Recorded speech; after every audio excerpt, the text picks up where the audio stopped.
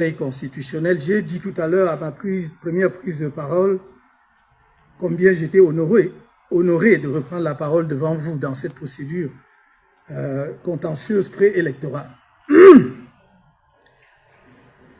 C'est un moment particulier, mais je vais m'en tenir au cadre que vous avez fixé vous-même, Monsieur le Président, après les interventions brillantes de mes conseils, y compris ceux qui ont fait une intervention volontaire dans le cadre de la procédure engagée par M. Yepka. Ma tâche est rendue extrêmement facile et je voudrais faciliter la vôtre en rappelant seulement ceci.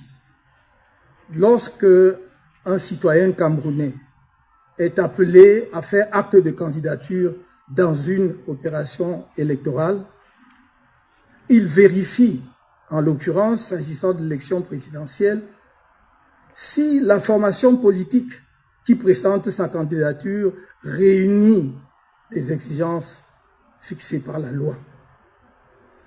En l'occurrence, ce que j'avais à faire était de vérifier d'abord si le Manidem est un parti politique légalisé. Il est apparu très clairement que c'est le cas, puisqu'il a été légalisé le 9 mars 1995. Si les instances compétentes pour porter ma candidature, et voilà que par la force des choses, ce que je voulais éviter, j'y entre, si dans l'organe qui me confère l'investiture a compétence pour le faire, au regard justement des textes de ce parti, vérification faite, c'était le cas. Dès lors que ces vérifications sont faites par rapport à la conformité de l'association qui va porter la candidature du candidat, ce qui lui reste à faire, c'est de fournir les pièces requises par la loi. Et c'est ce que nous avons fait en vertu des articles 117 et 122 du Code électoral. Il n'y a pas une seule pièce qui manque. Tellement évident que nous remplissions toutes les conditions requises que Elekam lui-même, à aucun moment n'a signalé une pièce qui manquait. Dans la procédure qui a précédé la nôtre, on a signalé par exemple l'absence de la lettre de présentation de candidature ou bien l'absence du versement des 30 millions. Rien de tel dans notre dossier. Le seul argument que Elekam présente, c'est de dire pluralité d'investiture. Mais on vous a démontré à suffisance qu'il n'y a pas pluralité d'investiture. Et il ne pouvait pas y avoir pluralité d'investiture, surtout si celui qui prétend présenter une autre candidature ne rapporte pas la preuve qu'il est membre de l'association, qu'il est encore et toujours membre de l'association en question. Et il apparaît de toute évidence qu'il a cessé d'être membre de cette association depuis 2018. On vous a fourni les éléments pertinents à cet égard. Il me semblait dès lors que la tâche du Conseil de votre auguste juridiction serait extrêmement simplifiée. De dire, en l'occurrence, ma modeste personne, est-ce que M. Kamto a fourni tout ce qui est requis par la loi? S'il a fourni, il n'y a pas de pluralité de candidature, puisque ce que l'on prétend être une deuxième candidature est une non-candidature étant présentée par quelqu'un qui n'est pas membre du Manidem, encore moins président de cette formation politique.